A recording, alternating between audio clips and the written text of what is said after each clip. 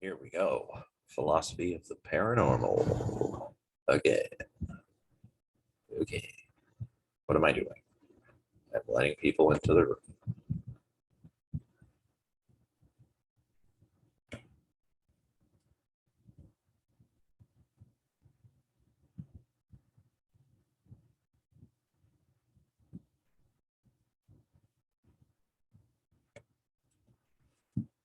All right. So, hi, everyone. Hi, Dr. Redstone. Hello. Did you have a good weekend? Oh, did I? Yes. It was fairly uneventful, but yeah, just prep, lots and lots of prep. Trying to revamp a lot of this class actually. So, I mean, compared to the last time I taught it. So, that's been keeping me busy. Now, let's wait about one more minute, just in case any stragglers have yet to appear. Oh, never mind. It's 2:35 now. Professor, I just have a quick question. Sure, go ahead. So this week we're doing the Uncanny Part 2, right? This lecture. Yeah. Okay, I think the lecture notes have been posted for the second lecture for this week. So yes. We're just using the sort of back half of the slides as a basis for further discussion with the readings. That is the slides we used last time. So when you're on Brightspace on the class module, I put a little note about that in the description for this week. That's why there's only a series of slides for the next lecture, because I thought we'd just kind of go with what we've already got. So there's no okay, perfect. Yeah, there's no missing slides or anything like that. So speaking of that, well, let's do the screen share thing, and then everyone can see the slides.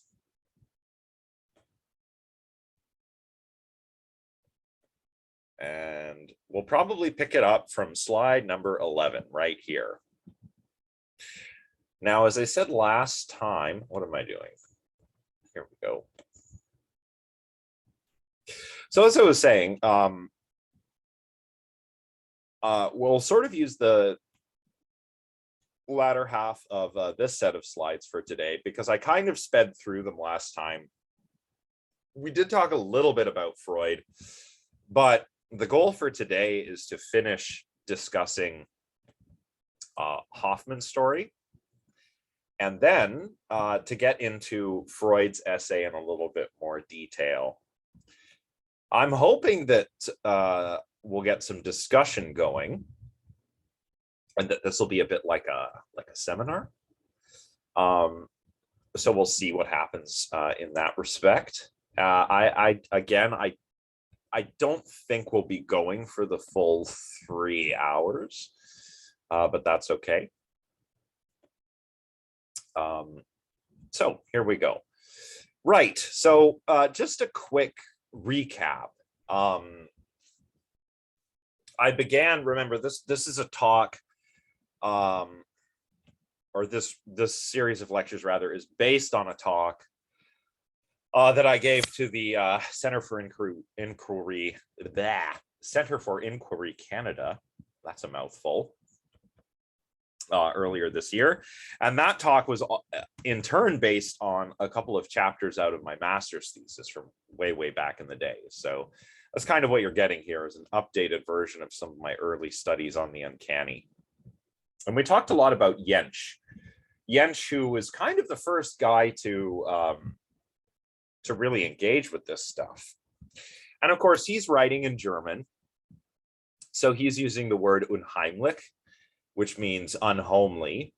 So semantically, that's not quite the same, or etymologically, it's not quite the same as uncanny, the English word uncanny, but semantically it is. Semantically, those are how those words are translated. If you're translating uncanny into German, you do it as unheimlich. or Das Unheimlich, and vice versa. So that's what Jensch is working with. And Jensch points out his sort of key factor. He's not trying to give some kind of essence of the uncanny. He's not like an uncanny essentialist, but he's just interested in the sorts of conditions that need to be there in order to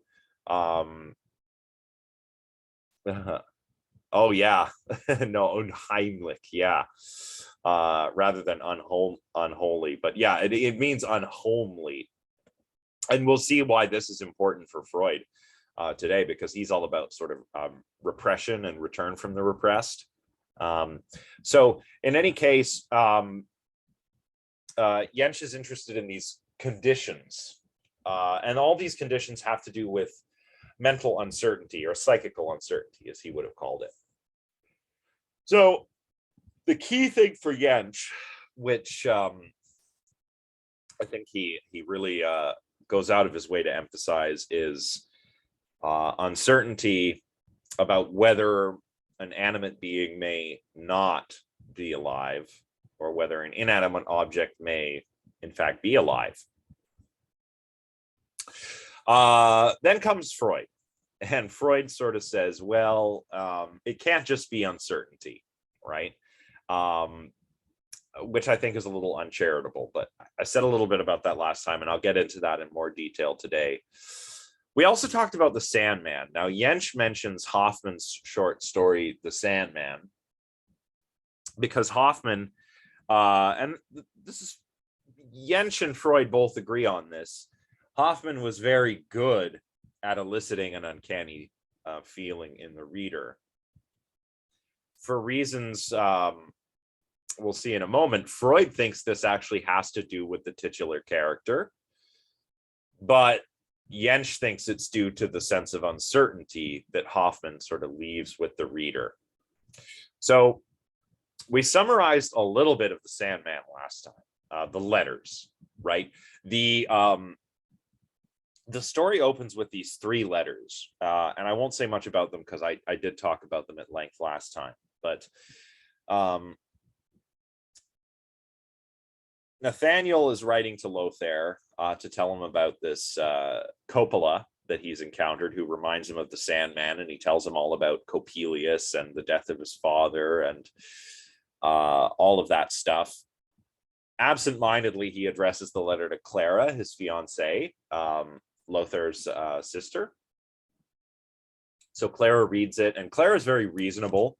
Clara's very clever, and tells Nathaniel that, look, it's all just in your mind. You need to forget about the Sandman character. It's all in your head. Don't worry about it.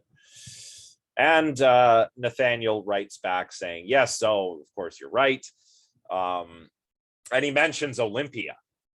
He spies Professor Spallanzani's daughter with this spyglass that he got from Coppola on his last visit, just to sort of get him to go away, we find out later. And then that's the last we hear about the letters. From then, the narrator takes over. The narrator is a friend of Lothar's who's sort of aware of all these events that have transpired. So I'm curious, who read the entire story? Okay, good. Dahlia did. Rebecca, good. Jean-Francois, yeah, your hand's up, I see. So good. So does anyone want to take a stab at describing what happens in the next bit?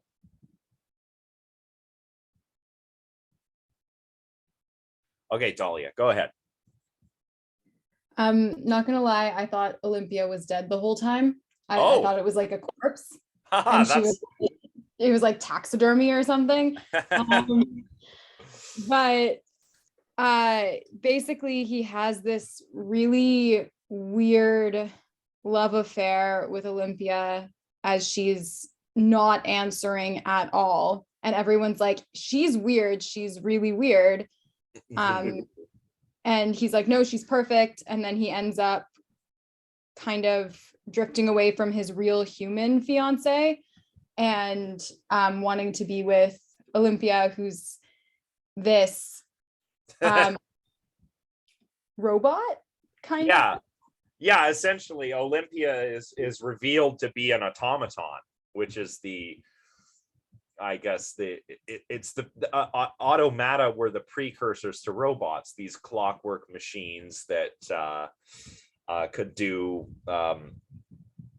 they couldn't really do the sorts of things that Olympia is described as doing in the story, but nonetheless they were sort of like mechanical wonders of the time, right?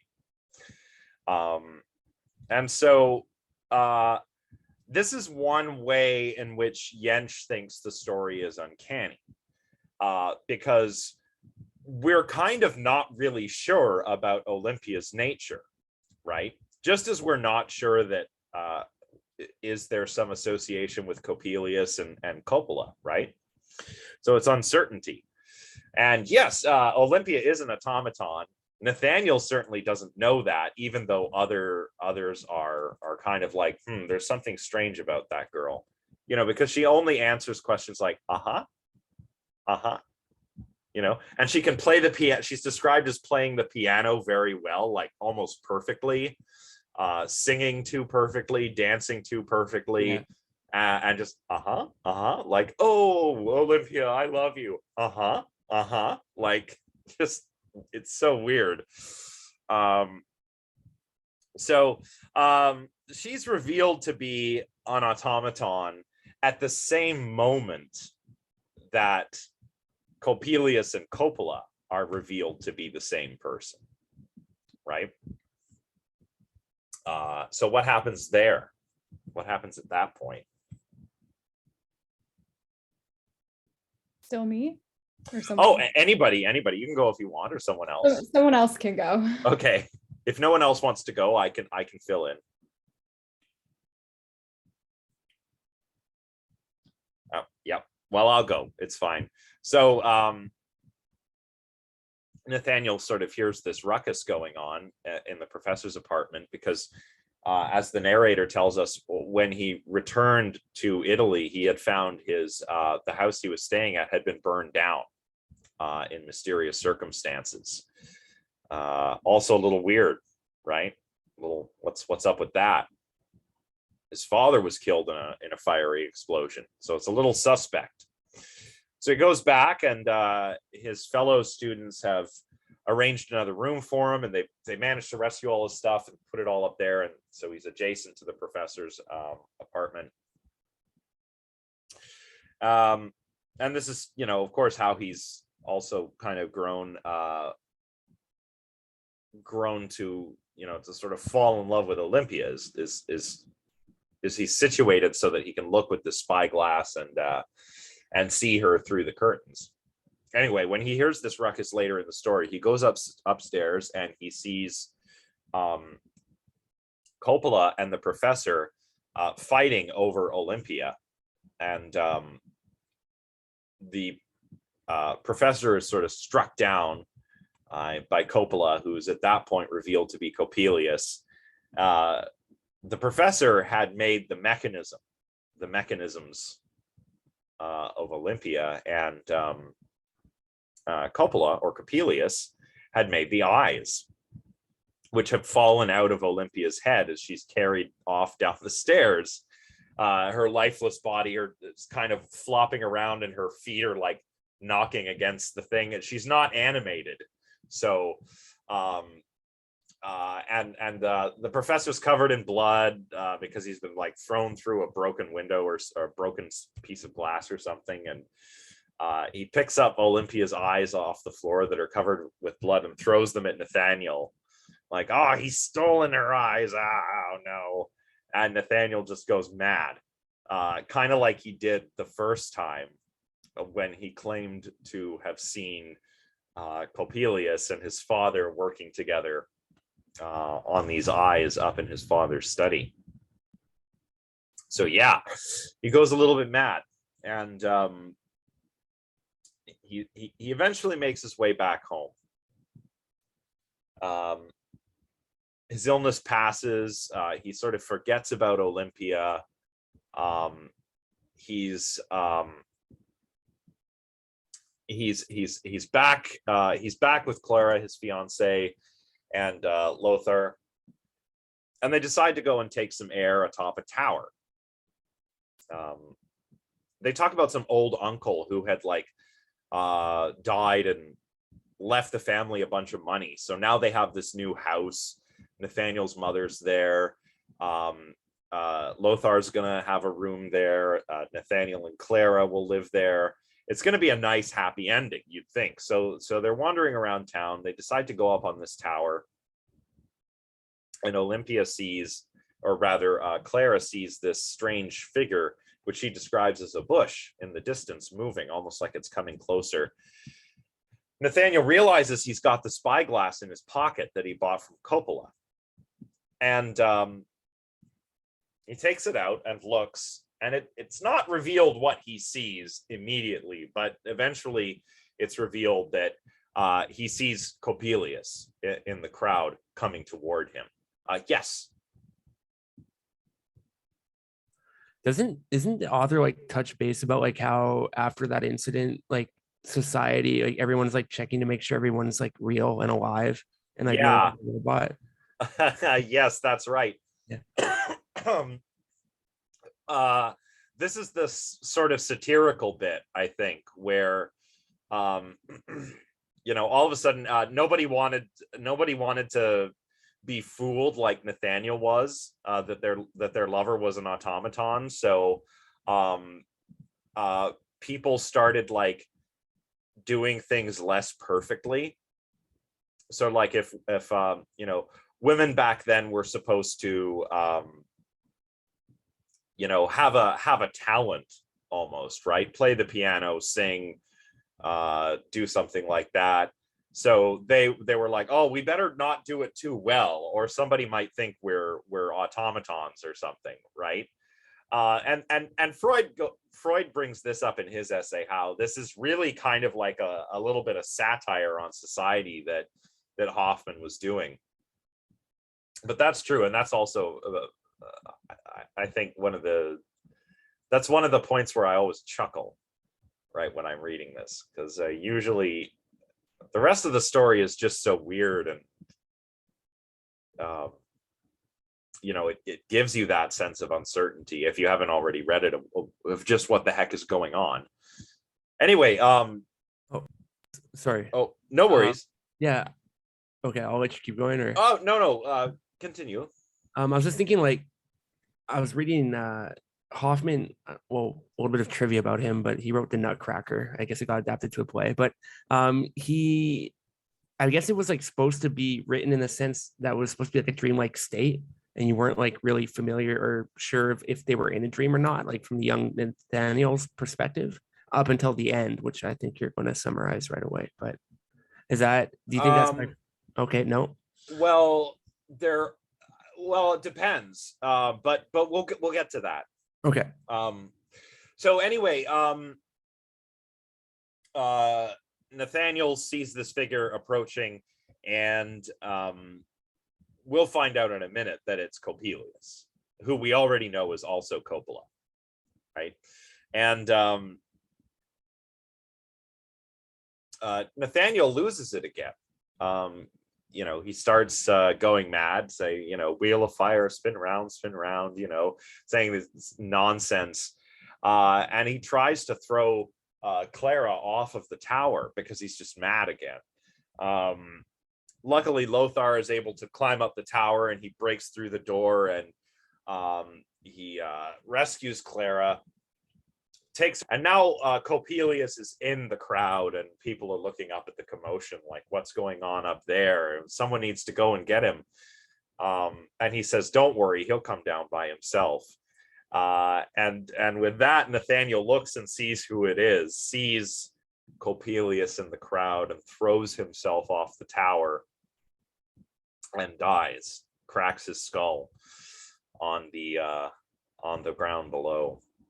And the author just closes by saying that, some years later, Clara was seen with a couple of children. So she found somebody, she had a nice, happy life. So good for her.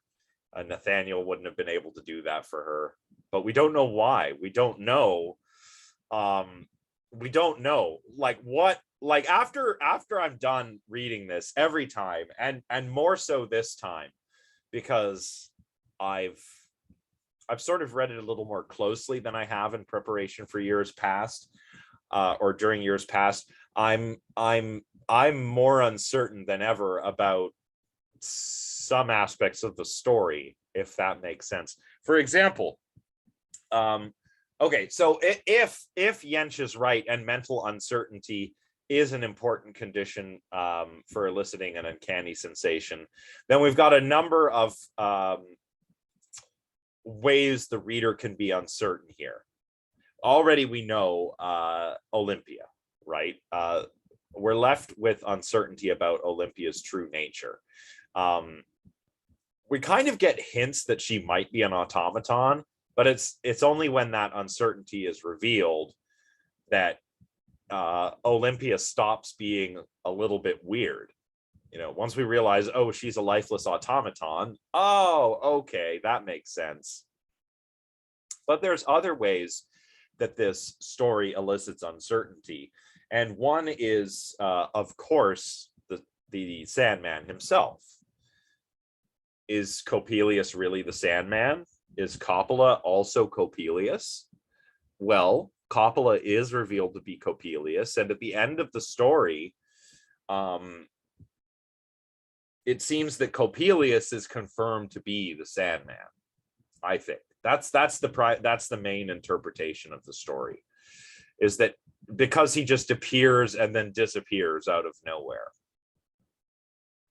And that got me thinking, well, what is Coppelius really, though? Like, okay, he's the Sandman, sure, but what's the Sandman? This guy shows up and he makes deals with people. He's like, I'll make these eyes for your automaton, or I'll do something for you, but you got to do something for me. And I started wondering, is there a reading where Coppelius is the devil? Maybe. I don't know if there's a reading like that, if there's an interpretation along those lines. But I thought to myself, that's kind of fun to think about. Maybe Coppelius is just the devil himself, and we've got like a devil went down to Georgia type of situation here, where he's he's going around making deals for people's souls or something. I thought that's a fun way to read it. Alexis, go ahead. For sure. Is this the part where we're allowed to discuss, or did you want to continue? I want to get some discussion going. Yeah. Okay. No, I found that really interesting what you're talking about. One is just about different interpretations of the reading, because when I was doing Freud's reading about just the uncanny, it seems like, I'm not sure if it was in a footnote or if it was just in his text in general, that he was mentioning that the part you're mentioning about the eyes coming out of Olympia when she's taken away and their bloody eyes on the floor. Mm-hmm. I think he interpreted it as saying that those were Nathaniel's eyes that were stolen. And I said, wait a minute, I don't remember this interpretation at all. So like when I was looking back into like the story, I'm like, I can see why he would interpret it that way. But yeah. I also thought it was really interesting for Freud, again, his interpretation was that how you're mentioning about Coppola or Coppelius being the devil. I think he was mentioning in his reading that it was possible that like he interpreted Coppola or Coppelius or whatever him, like that guy, as being like the second version of, like the father and like his father dying, and then like that, like those two ending, and then a new kind of pair of fathers being not reincarnated or anything, but like how it was supposed to be Olympia's father and Coppelius. Yeah, it's a double. It's a double. Like it's one of those weird repetitions that Freud will go on to talk about. And I think it's interesting that he does that. But I mean, you can see like just, of course it's Freud. He gets super psychoanalytic with it. I mean, Nathaniel, if you're going for like a non-weird, non-creepy, uncanny kind of explanation, it seems like Nathaniel is mentally ill, right? And of course, Freud probably wouldn't disagree with that. He'd say, oh, of course, yes, there's pathology here. But it's because of, all this stuff I'm going to talk about, the castration anxiety and repression, and not because Nathaniel's like, I don't know, delusional or schizophrenic or something, right? but I think that's really neat.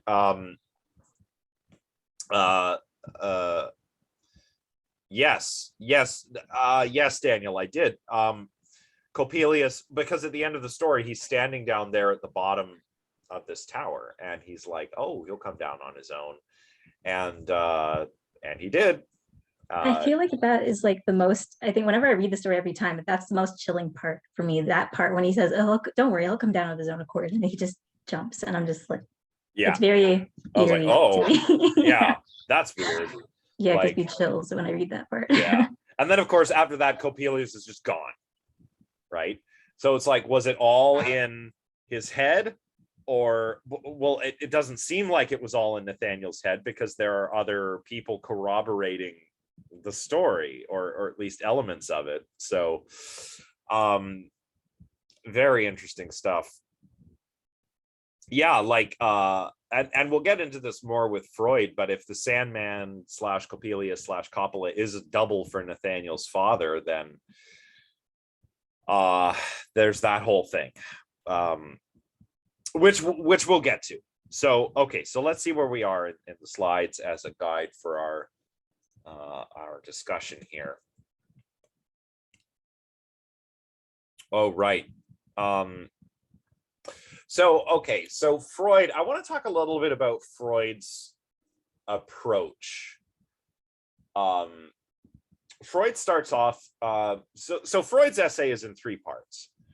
And in the first part, he says there's a couple ways we could investigate the uncanny. We could look at how the word is used, or we can look at how the uncanny sort of is how it comes to happen, right? What are things that cause this sensation in people reliably? So the first section, he takes the first approach, which is why he's got all these dictionary entries. And that's where he tries to show that the uncanny, or das Unheimlich, is not simply that which is not familiar. It is what was once familiar having been made foreign. So that un in front of unheimlich, or the un in uncanny, is not that you're just not familiar, that there's not just a simple lack of orientation. It indicates that what is uncanny to Freud is something which had been familiar and which now is not, due to repression or having surmounted it. We'll talk about the difference between those two things in a moment. So Jens is saying, well, something that elicits an uncanny sensation quite reliably is uncertainty about whether an entity is, about whether an entity is alive or inanimate, and whether it has a mind. And that's why Olympia might be considered a little bit uncanny in this story. Freud doesn't think that that Olympia is that uncanny. Freud thinks it's the Sandman himself who is uncanny. I think that the Sandman is just meant to be frightening. But Freud tries to argue that, okay, yes, it's frightening, but it's frightening in the sense of the uncanny, because the Sandman is all about these repressed fears that are returning from repression. So first of all, that's where this castration anxiety comes in, this castration angst, which I talked a bit about last time. Daniel, go ahead. Could we perhaps reconcile Jentsch and Freud by saying something like the uncanny is that which should be familiar but isn't, right? So, because in Jentsch's particular examples, like animacy, right, for instance, or whether something has a mind, that's the kind of thing we would like to think we usually can tell fairly easily, right? So when we couldn't, when we can't tell it, it makes it all that more disturbing, because we should be able to, like, you know, animacy, we know that, you know. Right. I think there is ways to reconcile what Freud says with what Jentsch says, but I don't think that Freud would want their thoughts reconciled in that way. And what I mean is, where Jensch is about uncertainty, about ontological categories, essentially, for Freud, it's all about repression, right? And I just don't think, even though he returns to animacy and the animistic worldview later in his paper, he still couches that in terms of repression and return of the repressed. And I think that's kind of got to go. But I'll explain that in greater detail in a moment. So the reason Freud discusses castration anxiety is because of all of the stuff to do with the eyes, right? And this is something that we discussed last time as well. The eyes are a stand-in for the male member for Freud, not just in stories, but in dreams and fantasies and myths, stuff like that. So the eyes are a stand-in for the male member, and of course, that itself is supposed to symbolize power, right? But it's all symbols. Why is it all symbols, right? Why? Why is Freud all about these symbols? Well, Freud wrote about this in a few different areas. One big one would be the interpretation of dreams, a book he wrote on interpreting dreams. And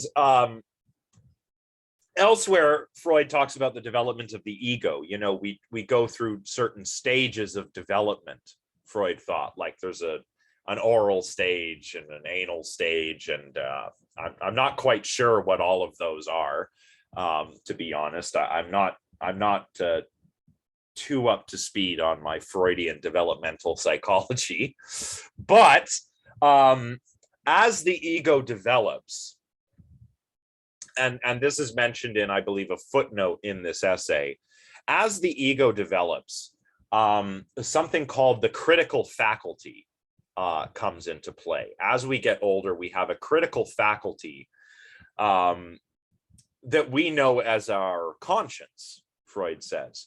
And this operates as a sort of censor. So in dreams, everything is sort of symbolically censored for Freud, to keep it repressed, to try and keep things repressed. The idea is, as we develop as people, we need to let go of certain fears and desires, some of which are maybe a product of just being a child, or some trauma that happened, or some event. It's something in our development that we need to leave behind, but we can't just get rid of it. It just goes into the unconscious. It's repressed, and it can return from repression, but when it does, it's sort of censored by this, by these symbols. So the eyes, a dream of losing your eyes, Freud would say, is a dream of losing your power, your potency. And of course, this is all sexual for Freud, because for some reason, everything is sexual for Freud. So that's what's happening here. And of course, you have to draw the analogy with Oedipus Rex, or Oedipus Tyrannus, really. Freud is famous for his Oedipus complex, which I'll have, does anyone want to take a shot at explaining that? Because it is actually a often misunderstood idea.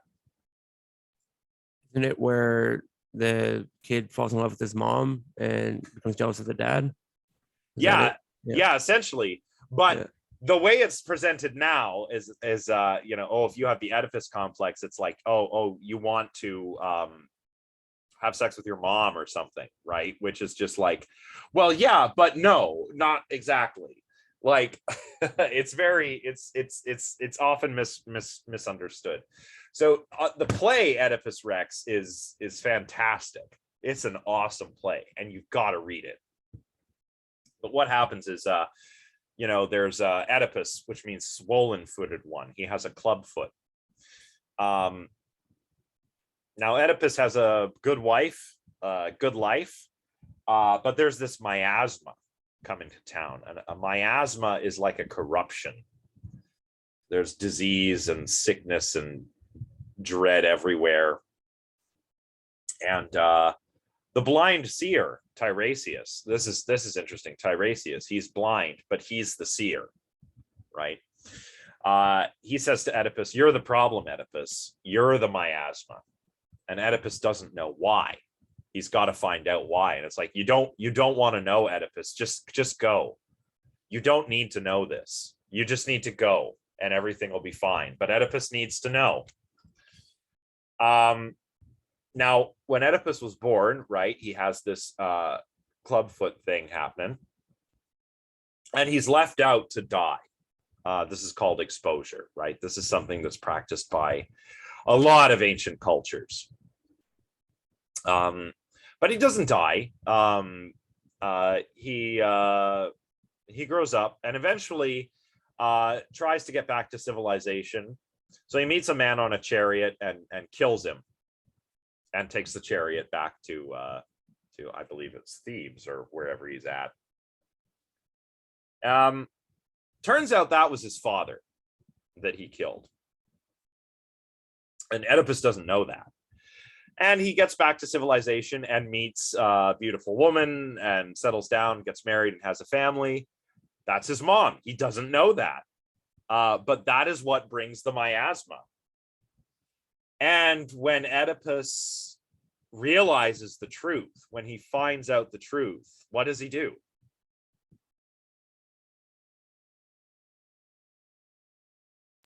He finds himself. Yeah.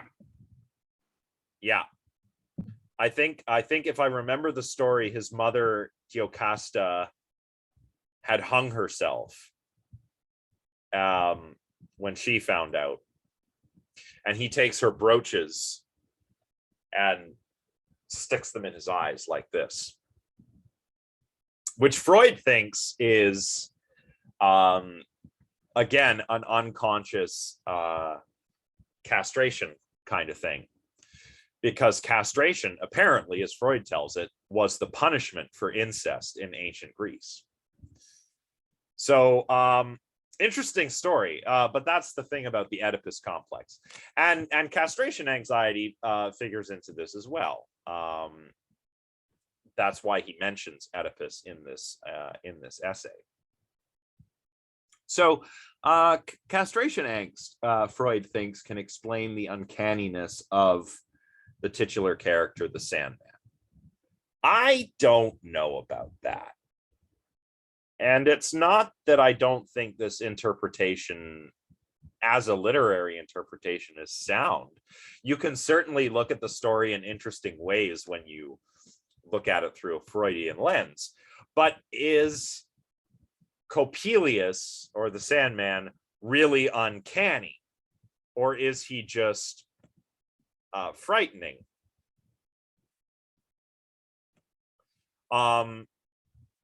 Freud says he's uncanny because he says, well, this is all clearly castration anxiety, which would have been repressed and is now returning from repression in Nathaniel's overactive imagination, where the Sandman wants to take his eyes. So the Sandman is like a stand-in for the father, who wants to take away your power and still be in charge, but you know,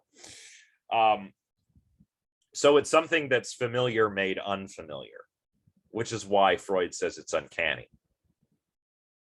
And I have trouble with this because I don't have that feeling of uncanniness about the Sandman himself when I read the story. I have the feeling of uncertainty, as to whether Coppola is Coppelius and whether the both of them are the Sandman. But I don't know. On my reading, and you're free to disagree, on my reading, the Sandman is simply frightening or horrifying rather than uncanny. But I'm curious what all of you think. Again, it really depends fundamentally on your definition. Like, what is the uncanny? Is the uncanny mental uncertainty about ontological categories, which is a more modern way of saying what Jentsch was saying? Or is the uncanny frightening because it was once familiar and is now not familiar anymore, right? It really does depend, right? And I don't know how to say, oh, one is right and the other's not, without really like special pleading or begging the question or something, right? So I'm curious what all of your thoughts are.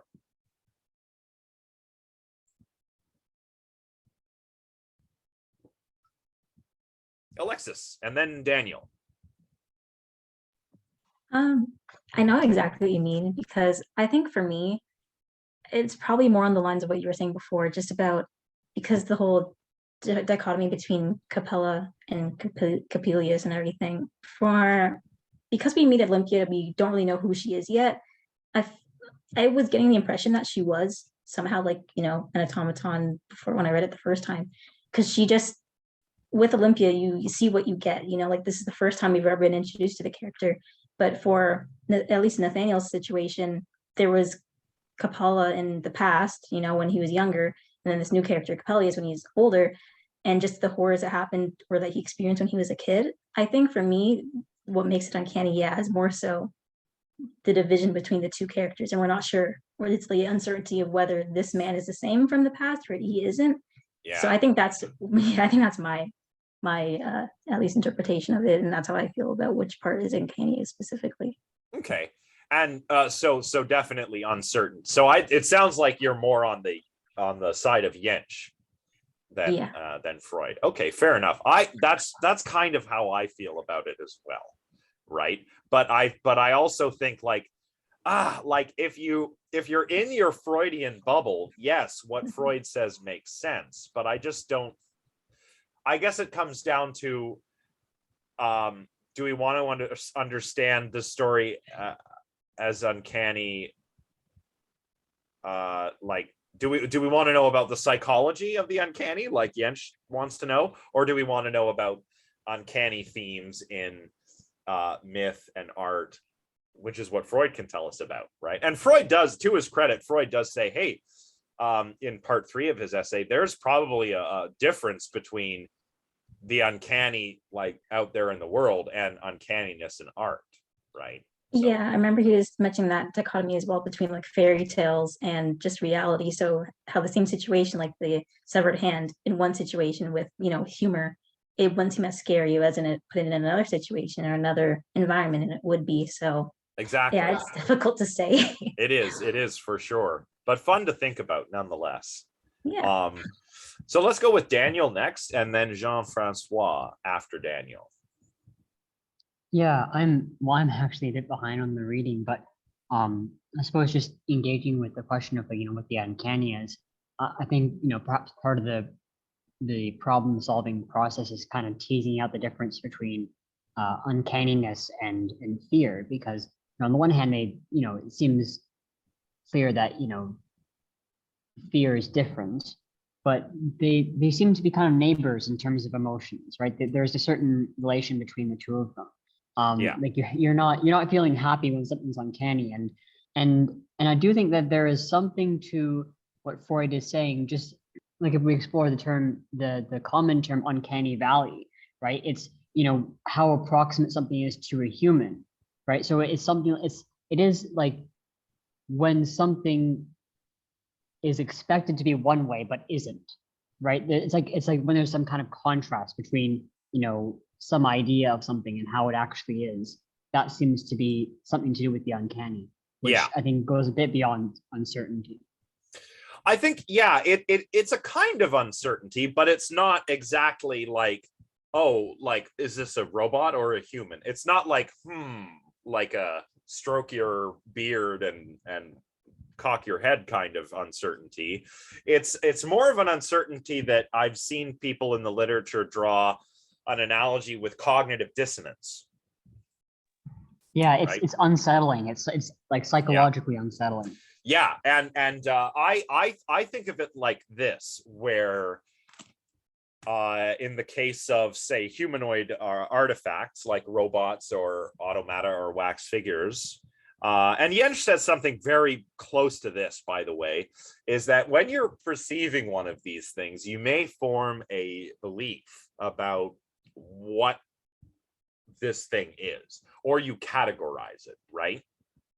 So I'm in a wax museum or some kind of house of horrors with all kinds of automatons or something, and you know, I might judge that what I am seeing is an automaton or a wax figure, but nonetheless, it's so realistic that I nonetheless perceive it as if it were a living thing. So cognitive dissonance is a kind of mental state where you have two conflicting beliefs in opposition. Here, what I think we have are beliefs that are clashing with our perceptions in some important way, and that's why it's unsettling, right? So you're right, it's not just like uncertainty, like, oh, I don't know what this is. It is like a visceral kind of uncertainty, because you form a belief about, you know, the entity, yet your senses are telling you something else, and that's just weird.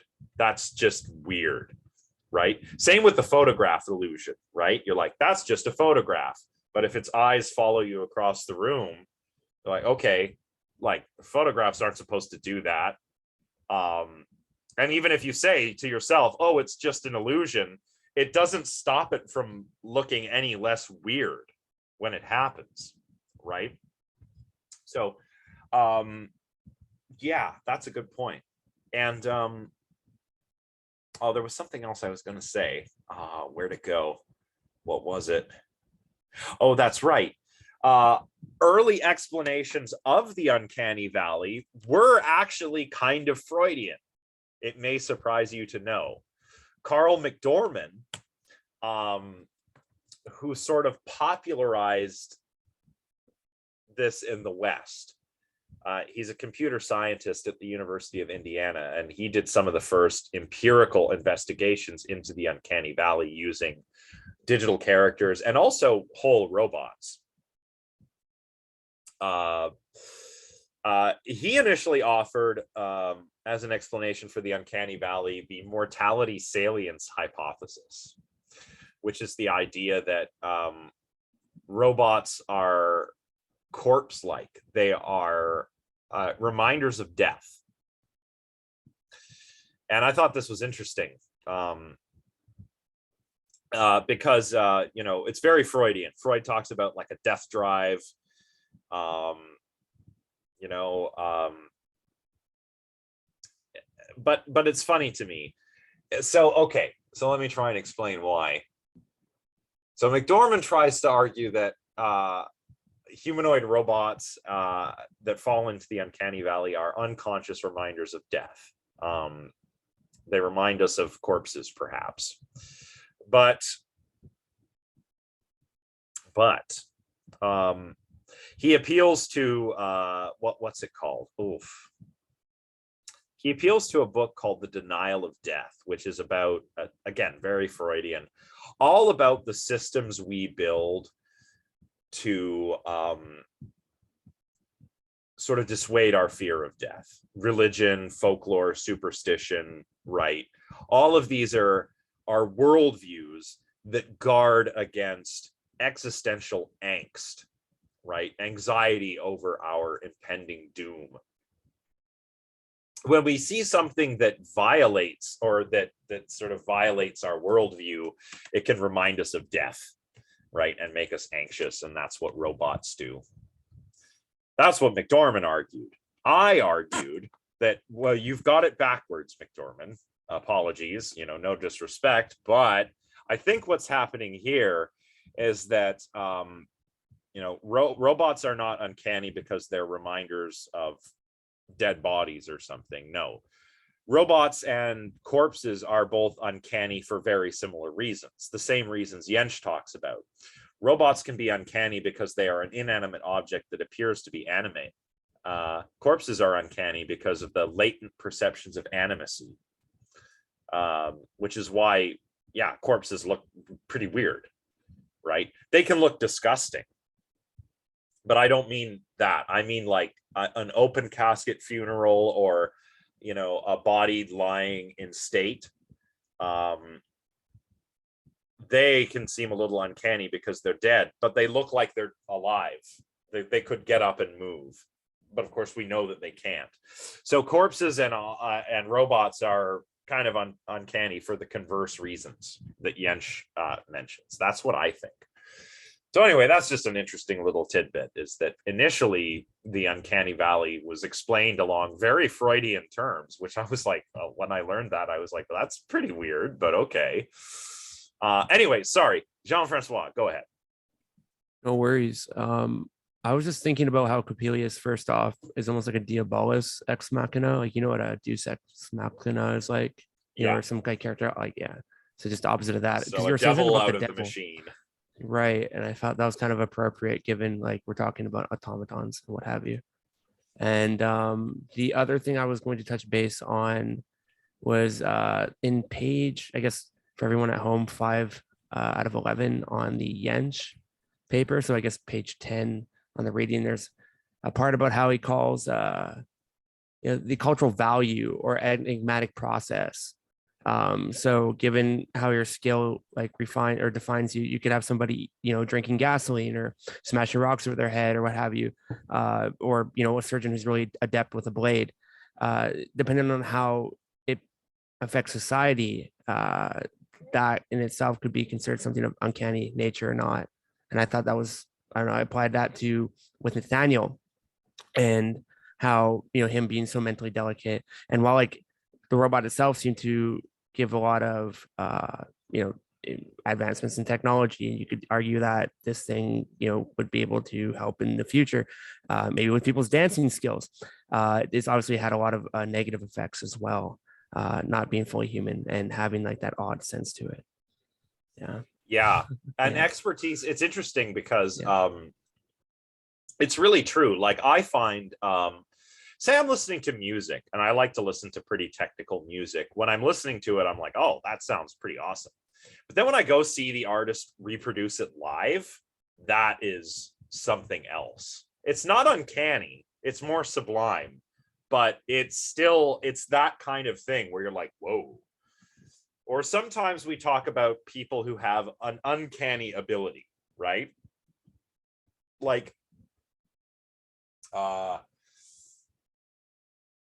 man, I used to watch that show about those tornado chasers on the Discovery Channel years ago. It was kind of a silly show because they put in like unnecessary drama, and they tried to make it a reality show, and I was like, I want science. But I watched it anyway because tornadoes are pretty cool, right? So, you know, there's that one guy, I can't remember his name. Unfortunately, he was killed a few years ago now. But he was described as having this like uncanny ability as a storm chaser. I think Bill Paxton's character in Twister was based on him. Yeah, Storm Chasers was the show, yeah. And yeah, unfortunately, the guy and his driver, they were killed in a chase a few years ago. But you know what I mean, like an uncanny ability, like a knack that you can't explain. Another group of people that remind me of this are savants. Does anybody know what a savant is? Like Rain Man in yes, yeah, like Rain Man. Rain Man was based on a real guy named Kim Peek. And if you want to know what I mean, you should go look. There's a really cool documentary on Kim Peek. I think it's called The Real Rain Man. Now here's a guy who was born with severe brain damage and was told that you know, his parents, this was back in the 50s, so it was like, oh, you should put him in an institution. He won't be able to live in society. Put him in an institution. And what happens with Kim Peek? Well, it's very interesting. He's reading encyclopedias at 2.5.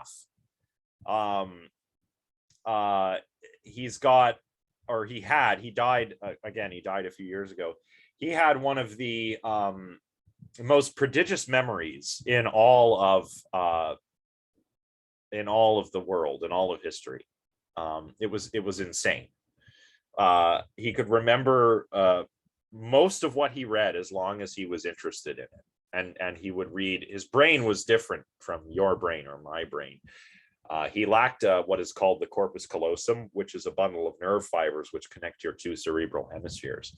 So Kim Peek's corpus callosum hadn't formed properly. Instead, the connections it would have made between hemispheres were going all throughout one big hemisphere, which was maybe the key to his memory. But there were a lot of things that Kim Peek could not do. Kim Peek could not live independently. He had trouble moving because of damage to the cerebellum, which helps to control your body movements. So he couldn't live independently. Think about, not being able to like button your shirt or shave or make your own meals, right? But you ask him a question and he was like a human version of Google, and he could tell you if he knew it, he would tell you.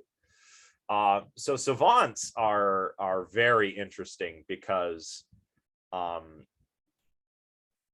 their skills seem almost uncanny. Because here's a person who, this is obviously not the preferred nomenclature. They used to be called idiot savants. An idiot was somebody with an IQ lower than 25.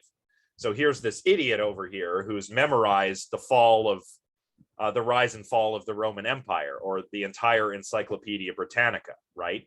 It's just weird. Now we're starting to understand more about what's different about brains in cases of savant syndrome that allow for like prodigious memory or other talents and other skills. But it's a bit uncanny. I also, this is not directly related to skills, but just another example of why uncanniness doesn't have to be frightening. Freud says it's a species of the frightening that goes back to what was once, well known and had long been familiar. I always find the most uncanny thing is when I see somebody from television in real life, or like from the internet in real life. That's uncanny, right? Like I told you guys before that I once went and saw Penn and Teller at a magic show, which was cool because they did some really good effects. But the weird part was, so I've seen a lot of their specials, a lot of their stuff on TV and on the internet. So we're going in there into the amphitheater, and this random guy comes up to us. He was like one of the staff, and he's like, "Hey, do you guys want to sit closer?"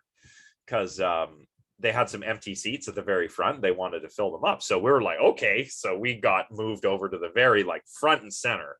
So I could see everything very well. And when they came on stage, I was like, oh, this is peculiar. It's like, oh, I've seen them in real life, seen them on TV, but now it's real life. And it felt like, it felt like weird. It's weird when you see somebody you've seen on television in real life, or if you see your friend that on the television all of a sudden. It's kind of like, whoa, what? That's weird. So that's also kind of uncanny, but not in a frightening way. So, okay, any other thoughts before we continue? I actually just had a quick question again. Sure, go ahead.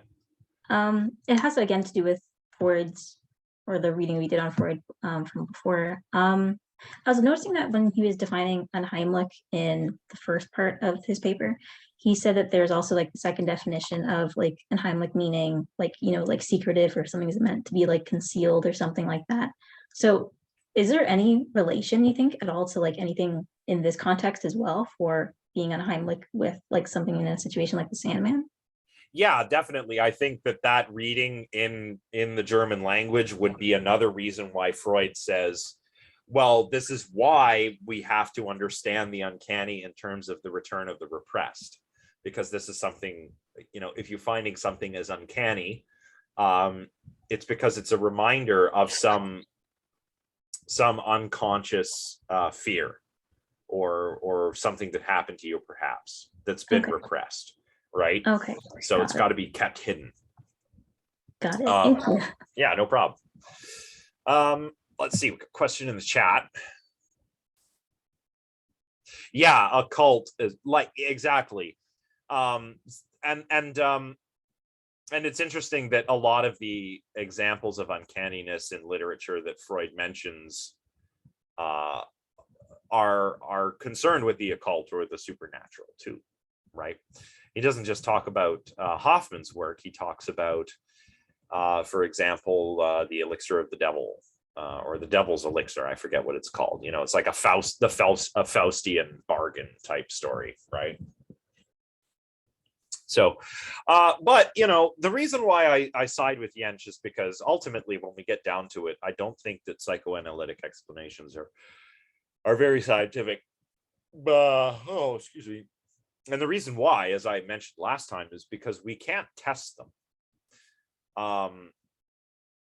I mean, we can and we can't. I don't know. Freud actually says at one point in the reading, like, oh, we need to test our hypothesis against new examples of the uncanny. And then he continues to iterate through other examples of uncanniness. But of course, he's not really testing in the sense that scientists mean when they talk about hypothesis testing. Freud is verifying his own understanding of the uncanny. He's not attempting to prove it wrong. He's not going out and looking for those examples that would refute what he's saying. He's just looking for things that confirm what he's saying. And that's not how we do science. We do not verify in science. At least we don't verify hypotheses. We can verify claims, but not hypotheses. When it comes to hypotheses, we need to try and falsify them, right? And as I mentioned last time, of course, there are good reasons to fear the safety of the eyes. Freud kind of waves these away in his essay. He's like, oh, don't let anyone tell you that, there's important reasons for fearing the eye, for evolution or survival. No, it's deeper than that, That's just kind of always struck me as special pleading.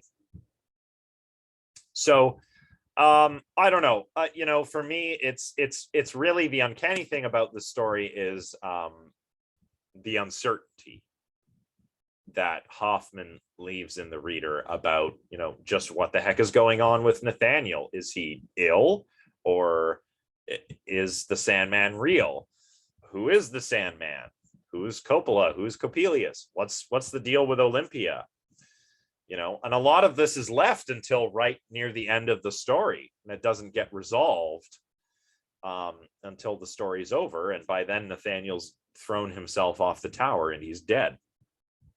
So it's kind of like uncertainty all the way through, and then this shocking, horrific ending where Nathaniel just throws himself from this tower. So a little bit more of what we discussed last time, again, the doppelganger or the double goer is mentioned by Freud.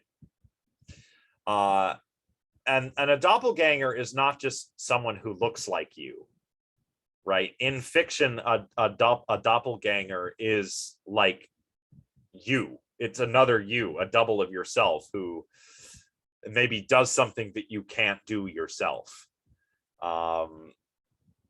I think there's one story Freud mentions where this guy's on his way to duel somebody. He's going to go have a duel with somebody, and he gets there and he finds out his opponent has already been killed by his double, and that's like, whoa. So the double, Freud also talks about the soul, the immortal soul, as like the original double, which, yeah, I guess makes sense if you think about it. Deja vu, we've mentioned, the strange coincidences, repetitions. Again, I wonder what all of you thought about Freud's description of his getting lost in that Italian town and returning repeatedly to the same place. The way he describes that is absolutely hilarious to me. I don't remember the exact words, but it's something like, in the windows were full of painted women whose profession could not be mistaken, and so the locals know, oh, this is the red light district, and Freud keeps coming back. Like, that's awesome. That's amazing. So maybe Freud had an unconscious desire that kept returning from repression there. I don't know. So strange coincidences, like, if you see the number 62 more than once in a day, or that guy, there's a fellow who had published something and then heard from two other people with the same name as him, just like, oh, hey, we've got the same name, cool, weird. And most importantly, the omnipotence of thoughts, which we would nowadays call magical thinking, the abilities of our thoughts, or rather our thoughts affecting the world. This is something that Freud says is sort of primitive. This is characteristic of young children, and it's characteristic of like early human society, when humans didn't have science and were a lot more superstitious, right? And this is what gets him to the animistic worldview, right? So he's this is all drawn from his second chapter, right? The second chapter, I think, is, for our purposes, probably the more important one. The first one, remember, is about language, about how we use the words. The second is about things which make us feel uncanny. So now we're back to animism. So I'll just read from in my edition. It's translated. I'm using my paper copy, or my book version. So my page numbers will be a bit different from your version. But Freud says, the analysis of cases of the uncanny has led us back to the old animistic view of the universe, a view characterized by the idea that the world was peopled with human spirits, by the narcissistic overrating of one's own mental processes, by the omnipotence of thoughts and the technique of magic that relied on it, by the attribution of carefully graded magical powers to alien persons and things, and by all the inventions with which the unbounded narcissism of that period of development sought to defend itself against the unmistakable sanctions of reality. Why narcissistic? Why does he say this is narcissistic?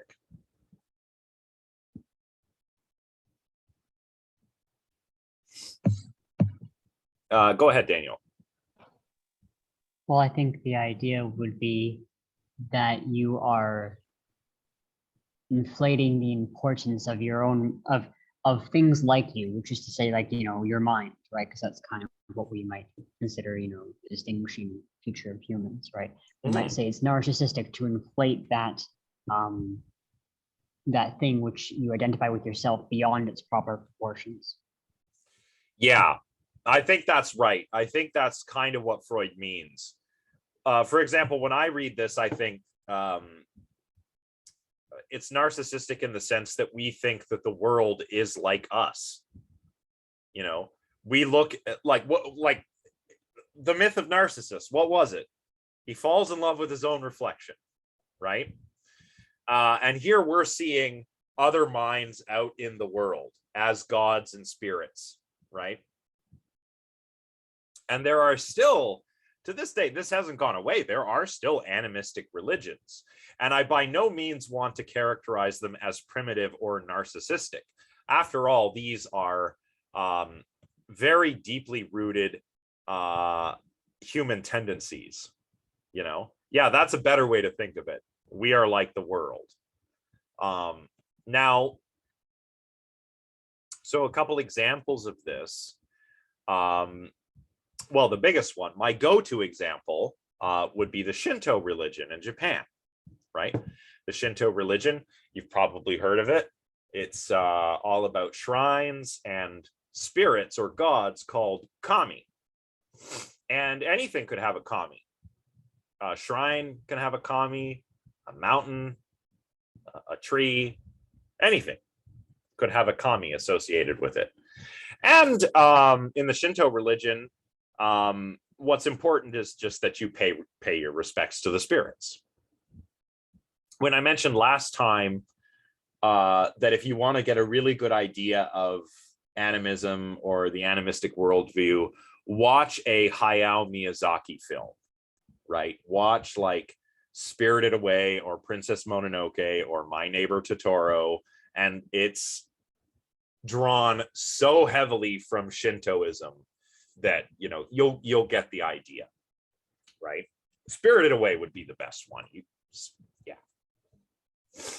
Now, other examples of this would include the religions of like the First Nations and the Inuit, right? Here in Canada.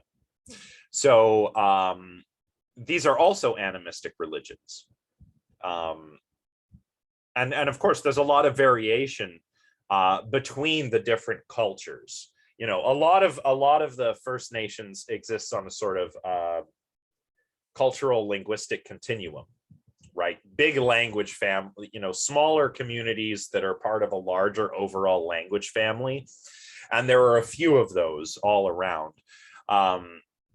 So here, for example, in the Ottawa region, all of the peoples that would have lived here and still do live here would have been speakers of an Anishinaabeg language, so Ojibwe or something like that. So there's a lot in common in terms of language, in terms of folklore, and the folklore is animistic. And also very holistic, right? I mentioned this last time that it's a sort of Western idea that we are separate from the world. A perfect example is Freud saying that it's narcissistic to be an animist, right? But when we look at indigenous religion and folklore around the world, it's all like we're a part of the world, not a being that stands apart from the world.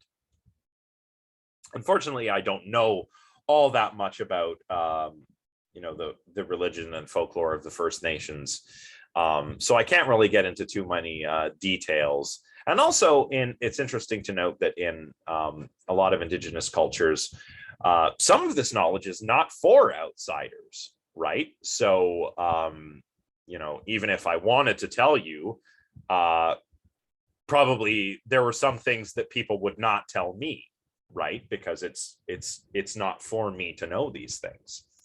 So and again, just to reiterate, I won't go on the slide too long, but Jensch doesn't go, or Freud claims that Jensch doesn't go beyond relating the uncanny to the novel and the unfamiliar. But we know from our discussion last time that Jensch had particular kinds of uncertainty in mind, right? Uncertainty about animacy and mentation, which boils down to uncertainty about ontological categories. What kind of thing is this thing, right? So if I'm looking at my screen and I can go human, great, I'm talking with some humans. But then maybe a robot appears and I'm like, what? What's that? Looks like a human, but it's not. I know it's not, but why is it looking at me like that? So it's this kind of uncertainty, but again, it's not like a deliberative chin scratching sort of uncertainty. It's a lot more visceral in the sense that we feel that uncertainty. And that it's an uncertainty that's kind of analogous to cognitive dissonance. I believe I called it perceptual dissonance in my thesis, but anyway. So I just think that Freud is a little uncharitable to Jensch, especially because he gets right back to animism toward the end of part 2 of his essay. Like he's led to conclusions that are very similar to Jensch's. They're just couched in psychoanalytic terms. So we read that bit, and you can compare that to Jensch, who writes, an important factor in the uncanny is the natural tendency of man to infer, in a kind of naive analogy with his own animate state, that things in the external world are also animate, or perhaps more correctly, are animate in the same way. It is all the more impossible to resist this psychical urge, the more primitive the individual's level of intellectual development is. So children, for example, or people who are very superstitious. And this is borne out in research that we will look at in our next lecture, actually. So that'll be fun. And I really like this line from Jensch. It is not astonishing if that which man himself semi-consciously projected into things from his own being now begins to terrify him in those very things, or that he is not always capable of exercising the spirits which were created out of his own head from that very head. I think that's just great. That just nails it right on the head. And it's pretty much exactly what Freud says. So Freud's like, intellectual uncertainty, bah, no, that's dumb. That's all Jensch says. He just says intellectual uncertainty. But consider these cases of the uncanny, which lead us back to animism. You know, so like, come on, Freud, like that is so uncharitable. Yeah. And Freud, of course, couches this in psychoanalytic terms, right? With castration anxiety, or indeed any anxiety or any complex, could be the Oedipus complex, the castration complex, whatever, we repress it and it can reappear. But when it reappears, say in dreams, it's censored by the critical faculty. So I don't know, maybe I have a dream where I'm fighting, I'm having a duel. This is the, or no.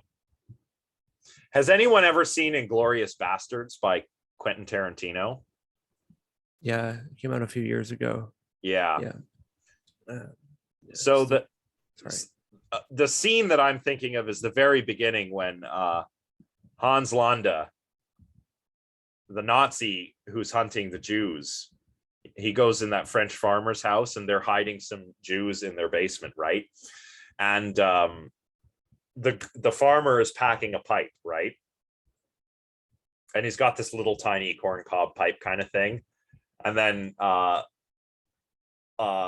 Landa's character's like, do you mind if I smoke my pipe? And he takes out the most ridiculous pipe. Yeah. It's like this. It's comically oversized. What would Freud say? It's like, oh, maybe you have penis envy or something like that, right? And that's why you have this big pipe, because you're unconsciously compensating or something, right? I mean, that's the return of the repressed, right? For Freud. I think if Freud were to watch Inglourious Bastards, he would say, well, clearly this fellow has feelings of inferiority, which he overcompensates with by smoking this ridiculously over-the-top tobacco pipe. That's what's happening here in Freud's explanation of animism, except animism isn't repressed. It's been surmounted. So when we're talking about individuals, usually we're dealing with repression. But when we're talking about societies surmount older, sort of more primitive views. So we surmounted the animism of the past with religion. And then religion was surmounted by science, right? So now we have a very rational, or at least we try to have a rational worldview.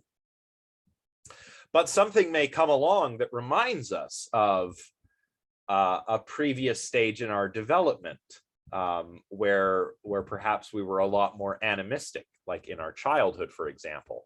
And it goes away. This tendency for animism goes away, but it doesn't go away because it's repressed. It goes away because it gets surmounted, because we grow up and learn how the world actually works. But then something comes along and reminds us of how we used to believe the world works. And that can be a little bit uncanny as well. So I don't know. I say that Freud is a little bit unfair to Jentsch.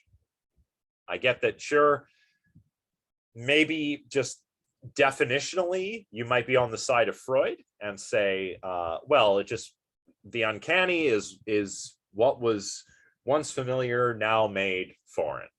Okay, if that's what you want to say the uncanny is, then fine. But, whatever we're talking about, creepiness, eeriness, whatever it is, I think Jentsch's explanation does more for us. And it also has the benefit of being compatible with modern cognitive science, I don't know. What does everyone else think?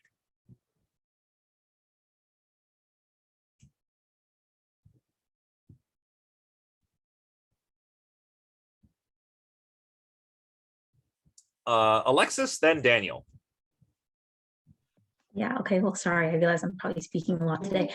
I think when it comes down to, if you're at least comparing between like Jentsch and Freud, I'm just remembering again back in his paper, he was mentioning, as you're talking about like the manifest and the latent parts of dreams, he's mentioning that one part about, I think it's if all men have, it kind of reminding me of the collective unconscious a bit, but if all men have like this kind of dream of somehow all being like the same in a place where they've been before, but they've never actually, I think that's what it was, in a place that it seems really familiar to them, but they've never really been there. And he was talking about like the womb or something like that, and really that part being like the manifest part is like being this place, but then the latent part, as you're describing, is that latent dream part, like the part about the symbolism of what it means. So when you compare that with someone like Jentsch and just how you're saying compared to cognitive dissonance, I'm a strong proponent of cognitive dissonance theory and that kind of modern idea of psychology. So I understand what you mean about like how it's more applicable, especially for someone coming from like perspective of Jentsch versus someone like Freud, because you're right, like not everything has to do with sex or that kind of thing. Like not everything is motivated by that. So I think I agree with you. Like Jentsch has a better, I think a holistically better understanding of it. I mean, there's a line from Nietzsche, and Nietzsche was like slightly before Freud, but Nietzsche says something in Beyond Good and Evil, like, gradually it has become clear to me what every great philosophy has so far been, the unconscious autobiography of its author. And I feel this way about Freud. Freud's like, oh, unconsciously, it's all about sex and repression and the Oedipus complex. And I'm like, well, speak for yourself, Freud. Like, I mean, but then again, he's writing kind of on the tail end of the Victorian period into the Edwardian period. And people were so sexually weird, like repressed. The Victorian era was the era where like, oh, don't wear makeup, you'll look like a sex worker or something, right? This was that era. Like if women dressed too provocatively, it was like, it's quite a scandal. So this is the environment Freud is writing in. And I think it influenced him for sure. Daniel, go ahead. Yeah, I'm not really sure if I'm getting too tangential, I suppose, but you were talking about sort of the different sort of worldviews, right? Like animistic versus non-animistic, and to what extent, there's kind of a development or not a development between them. And I think it's quite difficult because, like, on the one hand, it seems quite clear from history that there is such a thing as kind of like a progress. Like, if we just look in a strict sort of scientific sense, there's like, we seem to be able to do things now that we weren't able to do 100 years ago, right? So that seems true on the one hand, but in terms of like alternative worldviews, I suppose, I try to think of these things, I suppose, kind of like like paradigms, like in the scientific revolution sense, where it's like, you know, like yes, you can make a progress, but it's not always just like a linear progress. Sometimes it's more like a reframing of everything. And Yeah. sometimes when you reframe things, you can lose information that you previously had. Yeah. So are you suggesting that Freud is maybe that maybe now, if we're trying to understand the psychological sort of workings of the uncanny, are we working in a different paradigm than Freud? Is that what you're suggesting?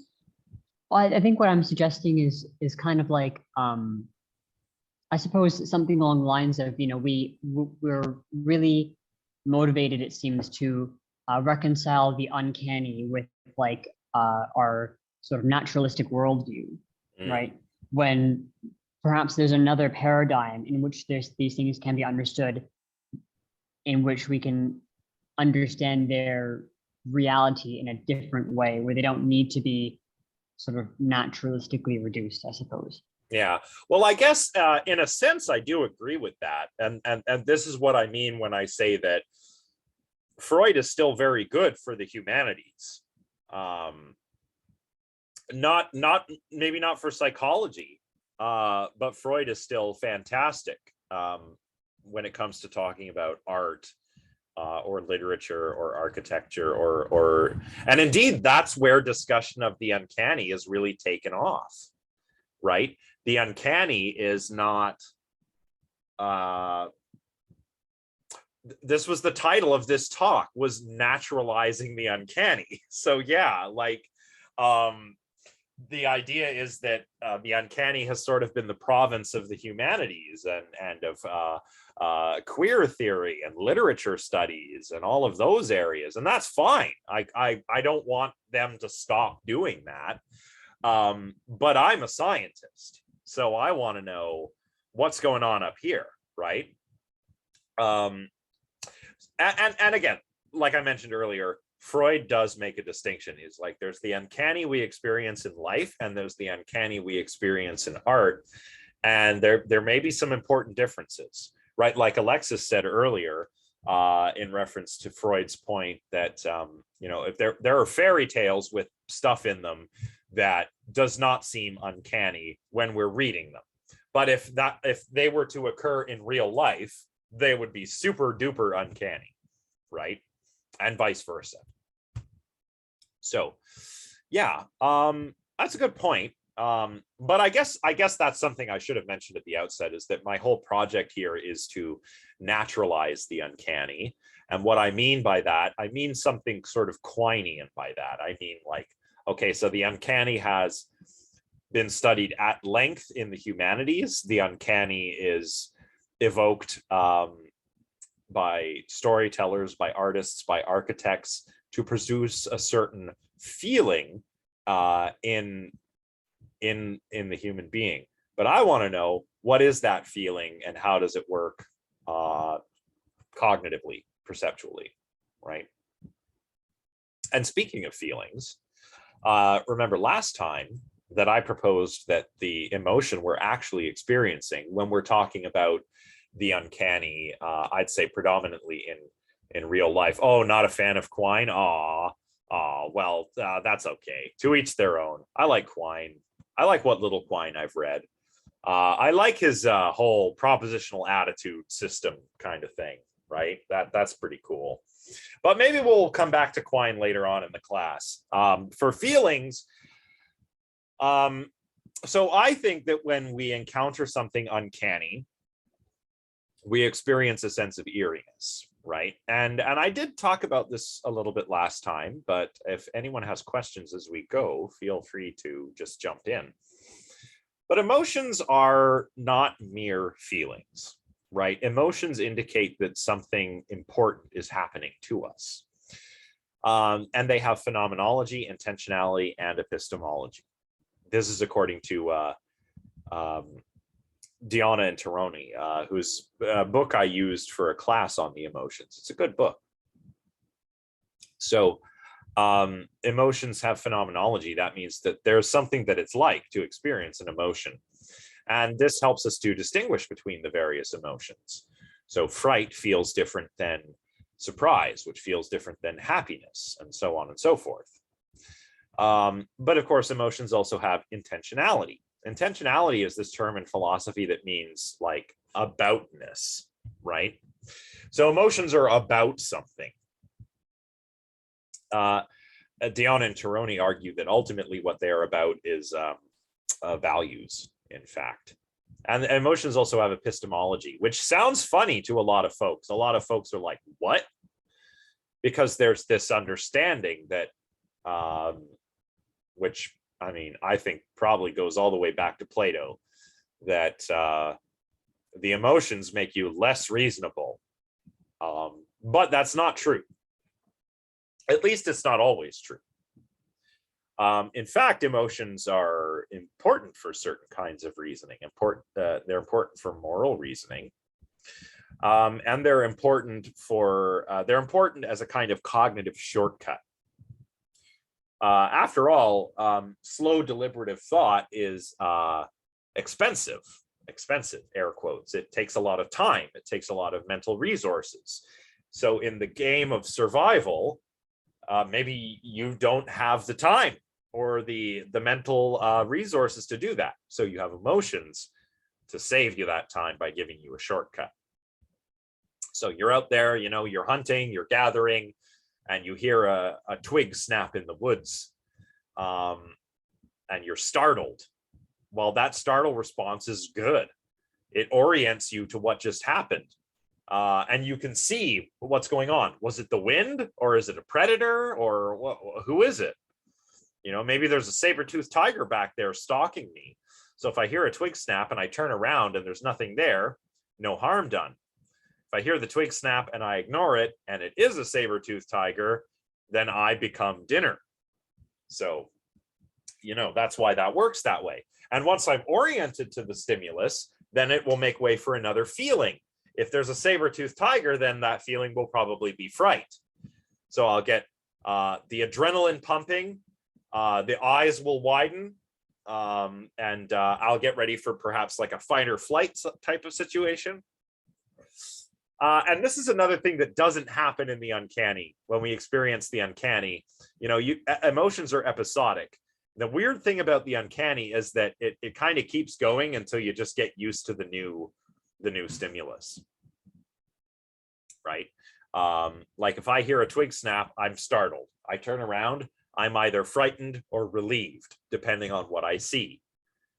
But if I'm standing in front of a creepy robot, it just feels weird the whole time, until eventually I